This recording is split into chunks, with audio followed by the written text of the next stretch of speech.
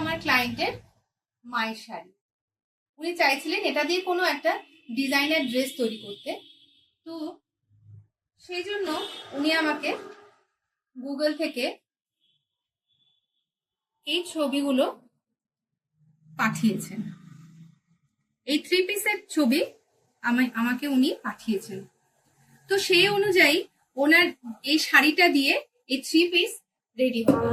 আজকে লাবণ্য থেকে এটা আমার সেকেন্ড বানানো। ফার্স্টের একটা বানিয়েছিলাম, ওটাও খুব সুন্দর ছিল, ওটা আমি গুগলে পোস্ট করেছি।